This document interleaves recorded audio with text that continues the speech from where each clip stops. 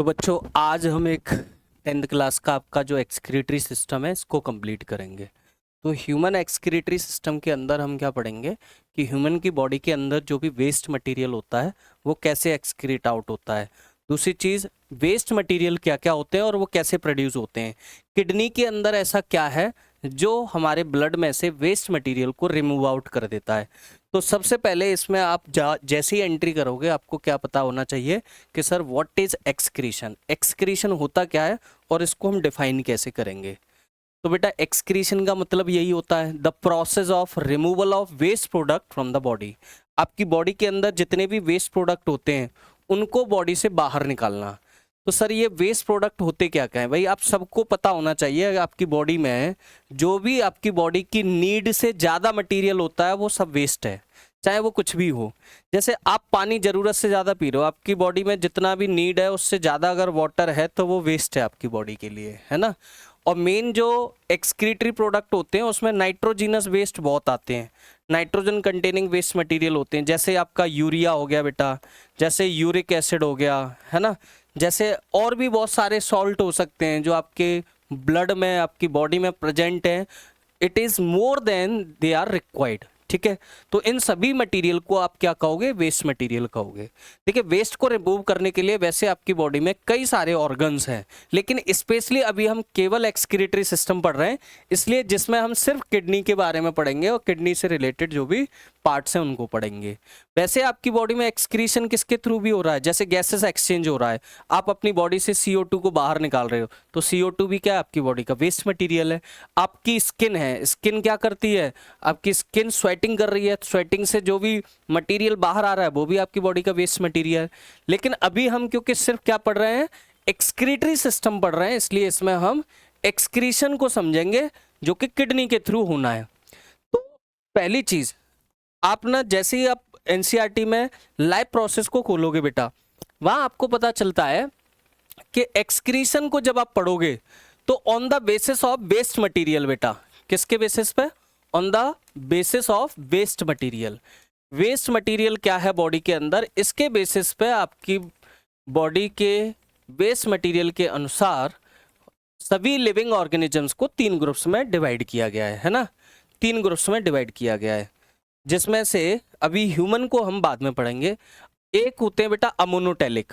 Ammonotelic क्या होते हैं, ऐसे ऑर्गेनिज्म जिनके अंदर ammonia is the main base product, यानी ऐसे ऑर्गेनिज्म जिनके अंदर बेटा अमोनिया जो होता है वो मेन वेस्ट प्रोडक्ट होता है ना। ऐसे कौन होते हैं, जैसे एक्वेटिक आपके इन्वर्टिब्रेट्स हो गए। पानी के अंदर जितने भी बेटा इन्वर्टिब्रेट्स होते हैं, इंसेक्ट्स वगैरह जो होते हैं, बोनी फिशेस जो होती हैं, है ना, वो सब क्या होते हैं, अमोनिया रिलीज करते हैं। वो सब क्या रिलीज करते हैं, अमोनिया। और अमोनिया जो होता है ये इनकी बॉडी में टॉक्सिक होता है, तो अमोनिया को बॉडी से बाहर निकालना जरूरी है। तो ऐसे ऑर्गेनिजम्स जो अमोनिया को as a main waste product excrete out करते हैं उनको हम क्या कहते हैं, अमोनोटेलिक कहते हैं। तो जितने भी एक्वेटिक इन्वर्टिब्रेट्स हैं उनको हम इसका एग्जाम्पल दे सकते हैं। दूसरे होते हैं बेटा यूरिकोटेलिक।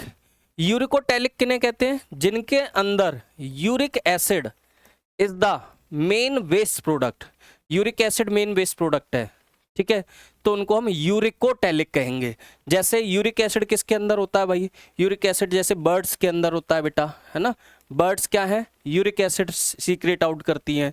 जैसे रेप्टाइल्स हैं, है ना, तो ये इनके अंदर, अच्छा यूरिक एसिड जो होता है ये वाटर में इनसॉल्युबल है, तो यूरिक एसिड को एक्सक्रीट आउट करने के लिए इनको पानी की ज़्यादा ज़रूरत नहीं पड़ती है ना। अच्छा थर्ड होता है बेटा आपका यूरियोटेलिक। यूरियोटेलिक क्या होते हैं, ऐसे ऑर्गेनिज्म जो अपने अंदर से यूरिया एक्सक्रीट आउट करते हैं, जिनके अंदर urea is the main waste product, उन्हें हम यूरियोटेलिक कहते हैं। तो यहाँ से देखो यूरिक आ रहा है तो यूरिक एसिड मेन प्रोडक्ट हो गया, यूरियो यानी यूरिया आ रहा है तो यूरिया मेन प्रोडक्ट हो गया। इसमें आ जाते हैं जैसे आपके मैमल्स हो गए बेटा, ठीक है, मैमल्स हैं, या फिर आपके कौन से होते हैं, एम्फीबियंस हैं, ठीक है। तो ये आपके मेन, इनके अंदर जो वेस्ट प्रोडक्ट होता है वो क्या होता है बेटा, यूरिया होता है। तो इन 3 ग्रुप्स को हमने देखा, जिसमें से हमें कौन सा पढ़ना है आज, मैमल्स को पढ़ना है। मैमल्स में कौन आते हैं, ह्यूमन बींग्स आते हैं। तो ह्यूमन के अंदर जो मेन वेस्ट प्रोडक्ट होता है वो यूरिया होता है, जो नाइट्रोजन कंटेनिंग ही है। तो हमारे अंदर एक चीज़ है बेटा, हमारे अंदर भी ये यूरिया, यूरिक एसिड सब बने कहाँ से हैं, ये अगर सब देखोगे बेटा तो ये सब बने आपके कहाँ से हैं, ये बने अमोनिया से ही हैं। तो हमारे अंदर क्या होता है कि पहले जो अमोनिया होता है ना बेटा, NH3, इसको हमारा लीवर क्या करता है, इनको लेस टॉक्सिक कर देता है ना। अमोनिया को किस में कन्वर्ट कर देता है, यूरिया में। तो यूरिया का फॉर्मेशन एग्जैक्टली हो कहाँ रहा है, आपकी बॉडी में ही हो रहा है। किससे हो रहा है, अमोनिया से हो रहा है। अमोनिया कहाँ से आया होगा बेटा, आप जो प्रोटीन खाते हो ना, और इस प्रोटीन के डाइजेशन से जो अमीनो एसिड बनता है, उस अमीनो एसिड का नाइट्रोजन कंपाउंड जो होता है वो आपकी बॉडी में अमोनिया बना रहा है। और अमोनिया हमारी बॉडी के लिए सबसे खतरनाक केमिकल सब्सटेंस है, इसलिए हमारा लीवर क्या करता है, इसका डिटॉक्सिफिकेशन करता है। लीवर का डिटॉक्सिफिकेशन का मतलब है कोई भी टॉक्सिक सब्सटेंस जो बॉडी के लिए ज़्यादा हार्मफुल है उसको लेस टॉक्सिक सब्सटेंस में कन्वर्ट करता है। This is the detoxification of liver. तो यूरिया हमारे अंदर क्या है, एक ऐसा कंपाउंड है जो बॉडी के लिए हार्मफुल है लेकिन अमोनिया से लेस टॉक्सिक है। तो इसको रिमूव आउट करने के लिए हमारी बॉडी क्या करती है, इसको एक्सक्रीटरी सिस्टम के थ्रू एक्सक्रीट आउट करती है। तो अब आते हैं मेन चीज़ पर कि सर हमारे अंदर जो एक्सक्रीटरी सिस्टम होता है, जो एक्सक्रीटरी सिस्टम है सर, उसमें मेन पार्ट्स क्या होते हैं, मेन पार्ट्स क्या होते हैं, ठीक है। तो आपके अंदर बेटा एक्सक्रीटरी सिस्टम के मेन पार्ट होते हैं, एक तो पेयर ऑफ किडनी है, एक पेयर ऑफ यूरेटर है, एक यूरिनरी ब्लैडर होता है और एक यूरेथ्रा होता है, ठीक है। ये हमारे मेन प्रोडक्ट होते हैं। अब इसमें आप देख रहे हो कि ये आपकी किडनी है, दोनों साइड किडनी प्रेजेंट होती है हमारे अंदर। ये एक ब्लू कलर का आपका क्या है बेटा, ब्लू कलर का, ये आपकी रीनल वीन्स होती हैं, रीनल वीन्स, वेना केवा की कहते हैं, जो ब्लड ले जाती हैं यहाँ से। अभी हम बताएंगे कि ब्लड कौन ला रहा है। तो एक तो ब्लड इसमें जाएगा बेटा आपका, है ना, और दूसरी आपके ये रेड कलर की है, इनको हम बोलते हैं रीनल आर्टरी। तो मैं इनके नाम लिख रहा हूँ, एक को बोल रहे हैं बेटा हम रीनल आर्टरी और एक को हम कह रहे हैं रीनल वीन्स। रीनल वर्ड का मतलब क्या है बेटा, यहाँ पे रीनल का मतलब ही किडनी से होता है, रीनल का मतलब ही किडनी से होता है। तो देखिए हमारे अंदर होता क्या है कि जो आर्टरी होती हैं, ये आप सब जानते हो कि हमारे अंदर आर्टरी जो होती हैं ये ऑक्सीजनेटेड ब्लड कैरी करती हैं। तो ऑक्सीजनेटेड ब्लड को लेके आ रही है ये आर्टरी, ये ध्यान रखना। लेकिन ऑक्सीजन के साथ साथ इसमें हमारे ब्लड में वेस्ट मटेरियल भी है, क्योंकि सेल्स की तरफ से आ रहा है ये ब्लड, है ना। तो ये इसके अंदर कुछ वेस्ट मटेरियल भी होगा। उस वेस्ट मटेरियल को लेके बेटा ये ब्लड कहाँ जा रहा है, किडनी के अंदर। अब किडनी के अंदर जाता है तो किडनी के अंदर एक चीज़ होती है बेटा, इसकी किडनी के अंदर मिलियंस ऑफ यहाँ पर बेटा क्या होते हैं, नेफ्रॉन्स होते हैं हमारी किडनी में। किडनी के अंदर क्या होते हैं, नेफ्रॉन्स। अभी नेफ्रॉन की बात आगे करेंगे, पहले अभी इसमें समझो। तो ब्लड गया, ऑक्सीजनेटेड ब्लड था जिसमें वेस्ट मटेरियल भी था, वो किडनी के अंदर जाएगा और किडनी के अंदर जाके वो फिल्टर होगा और फिल्टर होके उसमें से जो इम्प्योरिटीज़ हैं, जो वेस्ट है, वो हमारा इस यूरेटर के थ्रू यहाँ पे भेज दिया जाएगा यूरिनरी ब्लैडर में। तो ये यूरिनरी ब्लैडर हो गया हमारे पास। और फिर यूरिनरी ब्लैडर जब फिलअप हो जाता है, जब ये भर जाता है बेटा, तो हमारे ब्रेन को एक मैसेज जाता है कि भाई यहाँ यूरिन भर गया, इसको बाहर निकालो। तो फिर हमारा जो यूरेथ्रा है वो इसको यहाँ से एक्सक्रीट आउट कर देता है यूरिन को।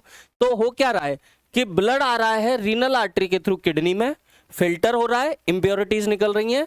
फिर जो फिल्टर हुआ ब्लड है, जो साफ हो चुका है, वो ब्लड रीनल वीन्स के थ्रू, वेना केवा के थ्रू वो बॉडी में जा रहा है लौट के, और जो वेस्ट मटेरियल है वो यूरेटर से यूरिनरी ब्लैडर में भेजा जा रहा है, वहां से यूरेथ्रा के थ्रू बाहर निकाल दिया जा रहा है। आई होप आपके समझ में आ रहा होगा। सर इन सब के बाद सबसे इंपॉर्टेंट है कि सर किडनी के बारे में अगर हमसे पूछा जाता है तो हम क्या बताएं। तो बेटा किडनी तो मेन ऑर्गन है आपकी बॉडी में, है ना।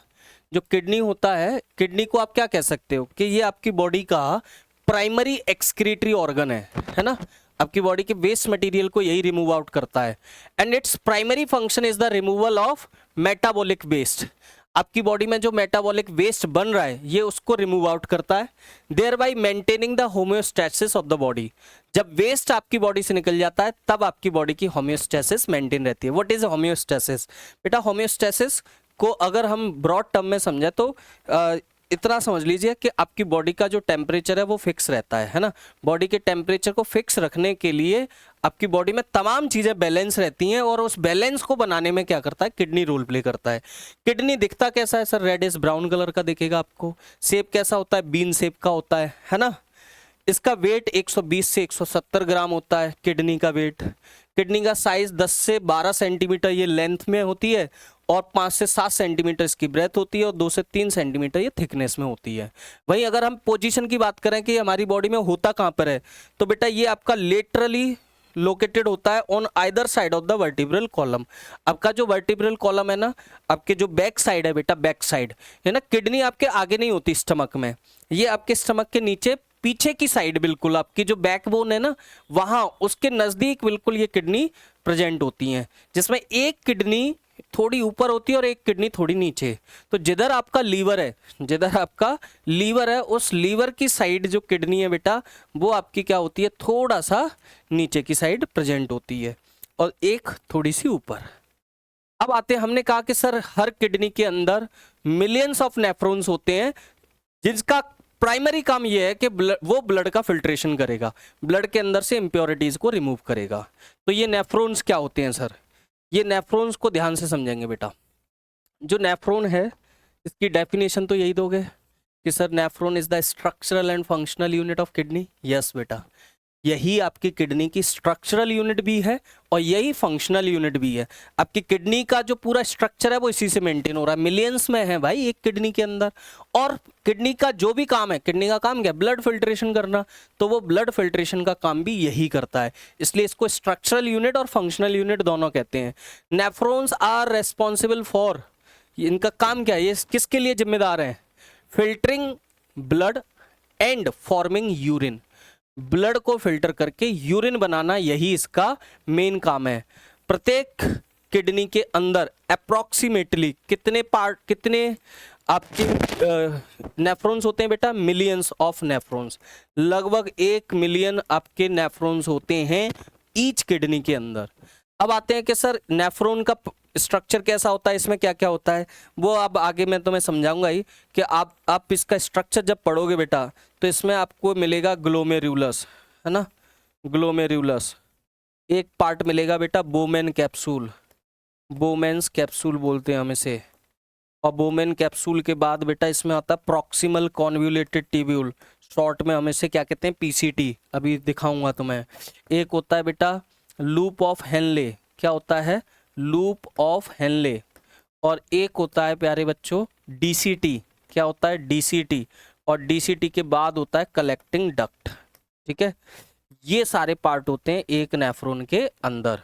तो ये सारे पार्ट सर इतने भयंकर नाम में नहीं है बेटा, भयंकर नहीं है, डरना नहीं है बिल्कुल भी। किडनी का स्ट्रक्चर देखोगे तो बहुत मजा आएगा, ये तो बहुत सरल है। सर ये क्या दिखा रहे हो सर, भाई मान रहा हूँ ये बड़ा जटिल सा, कठिन सा, बड़ा ही डरावना सा चित्र दिख रहा है आपको, है ना। सर ये स्ट्रक्चर है, हाँ जी, ये किडनी के अंदर यही नेफ्रॉन है। ये एक नेफ्रॉन है, ऐसे मिलियंस ऑफ नेफ्रॉन्स किडनी के अंदर है। इसको थोड़ा जूम करोगे तो ऐसा दिखेगा, ऐसा दिखेगा। सर इसमें हमें कुछ समझ में नहीं आएगा, नहीं आएगा कोई बात नहीं, तो मैं समझा दे रहा हूँ। देखो किडनी में नेफ्रॉन का स्ट्रक्चर बेटा, और यही स्ट्रक्चर बनाना सीख लेना, ये इंपॉर्टेंट है ना, बोर्ड में आता है। नेफ्रॉन का स्ट्रक्चर बोर्ड में बनाने को आता है, और इतना सरल है कि देखो मैं तुम्हें बता रहा हूँ कितना सरल है। तुम कहोगे सर देखो इतना सरल,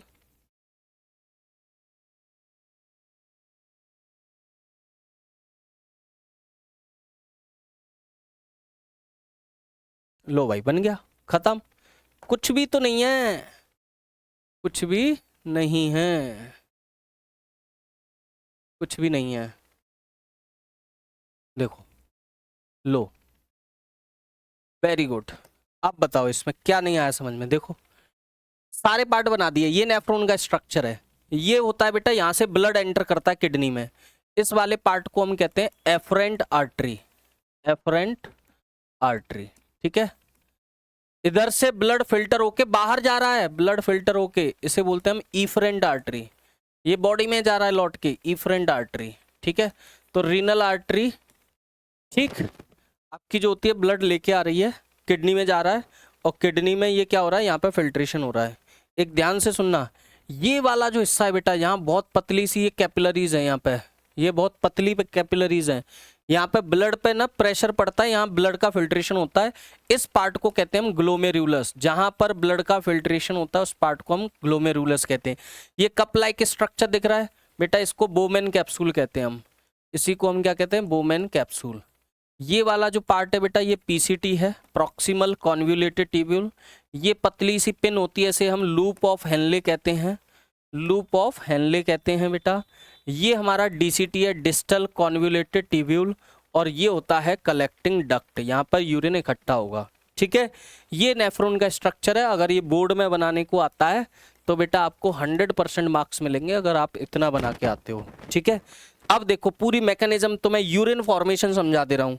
यूरिन फॉर्मेशन क्या होता है, देखो यूरिन फॉर्मेशन में ना, यूरिन फॉर्मेशन में 3 स्टेप होते हैं मेन। क्या क्या स्टेप होते हैं ये देखो।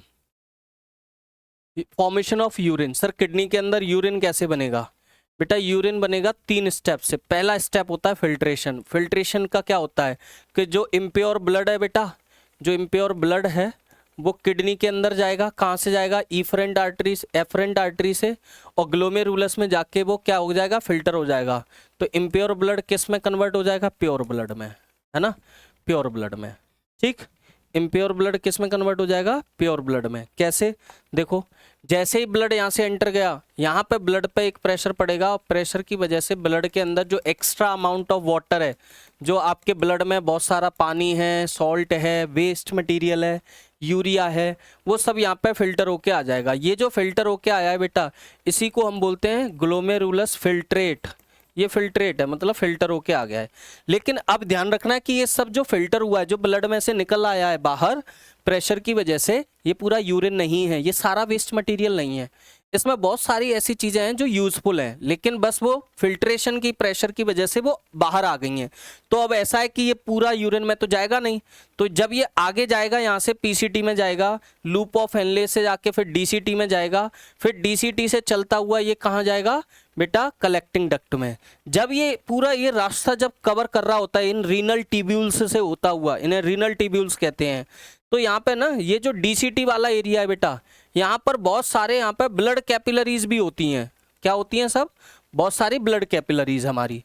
तो ब्लड कैपिलरीज में जो यूजफुल सब्सटेंस है वो रीअब्जॉर्ब हो जाएंगे। वो क्या हो जाएंगे, रीअब्जॉर्ब। तो दूसरा स्टेप क्या हो गया बेटा हमारा, रीअब्जॉर्प्शन।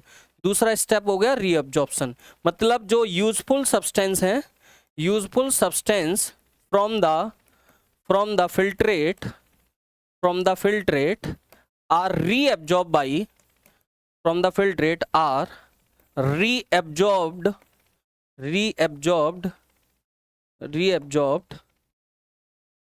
by renal tubules। ठीक है, ठीक है भाई। तो रीनल ट्यूब्यूल्स में बेटा क्या हो जाता है, वो रीअब्जॉर्ब हो जाता है। तो मान लो जो भी ब्लड से फिल्ट्रेट होके सब्सटेंस निकले, उसका लगभग 80-90% जो सब्सटेंस है वो दोबारा से रीअब्जॉर्ब होके ब्लड में ही आ जाता है। फिर है आपका सीक्रेशन। सीक्रेशन में क्या होता है कि सर जो भी फिल्ट्रेट हुआ है उसके अलावा अगर ब्लड में फिर भी कोई वेस्ट मटेरियल रह गया, तो वो आगे जाके रीनल ट्यूब्यूल्स में सीक्रेट हो जाएगा, है ना। जो ट्यूब्यूल्स हैं वो सीक्रेट कर देंगी, यानी other than the filtrate any waste substance of blood secreted into the tubules।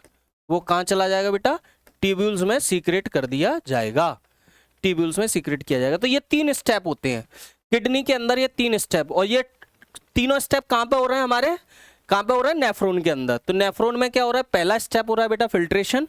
Filtration में क्या हो रहा है, जो इम्प्योर ब्लड है वो नेफ्रॉन में एंटर कर रहा है, ग्लोमेरुलस में जाके उस पर एक प्रेशर बढ़ रहा है, जिसकी वजह से उसमें से जो इम्प्योरिटीज हैं वो बोमेन कैप्सूल में आ जाएंगी और प्योर ब्लड हमारी बॉडी में आ जाएगा। फिर वो ब्लड जो फिल्ट्रेट है वो आगे जाएगा, उसमें से जो यूजफुल सब्सटेंस है वो रीअब्जॉर्ब हो जाएगा। फिर आगे अगर उनके अलावा भी कुछ रह गया है ब्लड में, ऐसा है कि जो अभी भी वेस्ट मटेरियल है, वो आगे जाके कलेक्टिंग डक्ट तक कहीं ना कहीं उसको क्या कर दिया जाएगा, सीक्रेट कर दिया जाएगा किडनी के द्वारा। और इस तरीके से आपका बेटा क्या हो जाएगा, ब्लड का फिल्ट्रेशन हो जाएगा। समझ में आ गया? तो अब जो भी फिल्ट्रेट होके यहाँ पे आएगा बेटा, यहाँ पे आएगा कलेक्टिंग डक्ट में, कलेक्टिंग डक्ट में। अब वो कलेक्टिंग डक्ट क्या करेगी, इस पूरे वेस्ट मटेरियल को किडनी के थ्रू कहाँ पहुंचा देगी बेटा, किडनी के थ्रू यूरिनरी ब्लैडर में। तो अब मैं तुम्हें एक डायग्राम और बना रहा हूँ, ठीक है? देखो ये हमारी किडनी है, अब मैं एक ही डायग्राम से समझा रहा हूँ, एक ही डायग्राम से, ठीक है? यहाँ पे ये मान लो ये आपकी रीनल ट्यूब्यूल, ठीक? यहाँ से ब्लड एंटर किया था, यहाँ से ब्लड एंटर किया था, और यहाँ पर आपकी जो रीनल ट्यूब्यूल्स हैं वो यहाँ पर रीनल पिरामिड्स होते हैं किडनी के अंदर, रीनल पिरामिड्स होते हैं बेटा। रीनल पिरामिड्स के अंदर ही बहुत सारे क्या हैं, यहाँ पर कौन प्रेजेंट है, आपके नेफ्रॉन्स, ठीक है? तो नेफ्रॉन्स ने यहाँ पे क्या किया, फिल्ट्रेशन कर दिया। तो इनमें ये फिल्ट्रेशन हुआ, और फिल्ट्रेशन होके जो कलेक्टिंग डक्ट के पास जो भी मटेरियल था बेटा, कलेक्टिंग डक्ट के पास जो भी मटेरियल था उसने यहाँ पे रीनल पेल्विस में इकट्ठा कर दिया, ऐसे बोलते हैं रीनल पेल्विस। अब रीनल पेल्विस क्या करेगा, इस पूरे को यूरेटर की हेल्प से, ये क्या हमारा यूरेटर है, इसे कहाँ भेज देगा बेटा, यूरिनरी ब्लैडर में। ये यूरिनरी ब्लैडर है, और यूरिनरी ब्लैडर में यहाँ पे क्या होता है, यूरिनरी ब्लैडर में यहाँ पर बेटा होता है ये यूरेथ्रा। तो यूरेथ्रा को फिर एक मैसेज जाएगा यूरिनेशन का कि भाई यूरिन से ये जो यूरिनरी ब्लैडर है ये मस्कुलर पाउच होता है, जब इसमें यूरिन भर जाता है तो ये स्ट्रेच होगा तो उससे एक सिग्नल जाएगा ब्रेन को कि भाई ये थैली भर गई है, क्या करना है। तो ब्रेन तुरंत क्या करेगा, इसको मैसेज देगा रिस्पॉन्स करने के लिए कि भाई जल्दी से आप यूरिन को एक्सक्रीट आउट करो। तो फिर यूरेथ्रा के थ्रू हमारी बॉडी इसको एक्सक्रीट आउट कर देगी। बताइए सब लोगों को समझ में आ गया अच्छे से? इसके बाद बेटा एक और टॉपिक है इसमें इंपॉर्टेंट, वो है हीमोडायलिसिस। देखिए कुछ लोगों में क्या होता है कि किडनी खराब हो जाती है ना, बहुत ज़्यादा स्मोकिंग करते हैं, अल्कोहल यूज़ करते हैं, या कोई बीमारी की वजह से मान लो किसी की किडनी खराब हो गई, तो किडनी खराब होने के बाद फिर क्या होगा, उसकी हीमोडायलिसिस होती है। हीमोडायलिसिस क्या है बेटा, एक ऐसी तकनीक है जिसके द्वारा हम क्या करते हैं, ऐसे मरीज जिनकी किडनी खराब हो गई है उसकी बॉडी में से इम्प्योर ब्लड को बाहर निकालते हैं। किसको बाहर निकालते हैं, इम्प्योर ब्लड को, और उस इम्प्योर ब्लड को बॉडी से बाहर निकाल के उसको प्योर ब्लड में कन्वर्ट करते हैं, है ना? उसे किस में कन्वर्ट करते हैं, प्योर ब्लड में। कैसे कन्वर्ट करते हैं, जैसे यहाँ पे एक फोटो में आप देख रहे हो कि यहाँ से ये ब्लड जा रहा है इसमें, और यहाँ पे ये क्या है, एक पूरा ट्यूबुलर सिस्टम है, यहाँ पे एक ट्यूब सिस्टम है, ये पैराफिन ट्यूब्स होती हैं बेटा। इन ट्यूब्स में यहाँ से हम ना एक डायलाइजिंग फ्लूइड इसमें फ्लो करा रहे हैं। डायलाइजिंग फ्लूइड क्या होता है, एक ऐसा फ्लूइड जिसमें कोई भी नाइट्रोजिनस वेस्ट मटेरियल नहीं है, और इन ट्यूब्स में यहाँ से ऊपर से आपका ब्लड आया। अब ब्लड और डायलाइजिंग फ्लूइड के बीच में एक मेम्ब्रेन है बस, ठीक है ना, मेम्ब्रेन है। अब ब्लड में जो वेस्ट मटेरियल है वो क्या है, डिफ्यूजन के थ्रू ब्लड में से जो वेस्ट मटेरियल है, यूरिया, यूरिक एसिड, वो वेस्ट मटेरियल उस मेम्ब्रेन के थ्रू क्या करेगा, डिफ्यूजन तो आप लोगों ने पढ़ाई है ना, movement of substance from their higher concentration to lower concentration across the membrane. तो दोनों ट्यूब्स के बीच में मेम्ब्रेन है, दो फ्लूइड के बीच में मेम्ब्रेन है, और ब्लड में जो वेस्ट मटेरियल है वो किधर जा रहा है, डायलाइजिंग फ्लूइड की तरफ। तो यहाँ पे डायलाइजिंग फ्लूइड एक जगह कलेक्ट हो रहा है, तो ब्लड में से जो डायलाइजिंग फ्लूइड निकल रहा है आपका, मतलब जो ट्यूब्स में जो डायलाइजिंग फ्लूइड है उसमें वेस्ट मटेरियल आने के बाद वो यहाँ इकट्ठा हो रहा है, और प्योर ब्लड यहाँ से दोबारा से आपकी बॉडी में इंजेक्ट करा दिया जा रहा है। तो इस तरीके की ये जो तकनीक है बेटा, इसको हम क्या कहते हैं, आर्टिफिशियल किडनी भी बोला जाता है। इसी को हम क्या कहते हैं, आर्टिफिशियल किडनी। ठीक है, तो आप लोगों को उम्मीद है बहुत अच्छे से ये चैप्टर समझ में आ गया होगा, ये टॉपिक समझ में आ गया होगा। बाकी और सारे टॉपिक्स के वीडियो में लेके आऊँगा। आप लोगों को अगर ये अच्छा लगा है तो प्लीज़ इस चैनल को शेयर करें और सब्सक्राइब करके ज़्यादा से ज़्यादा लोगों को बताएं कि वो यहाँ से पढ़ सकते हैं। Thank you so much, bye bye, take care.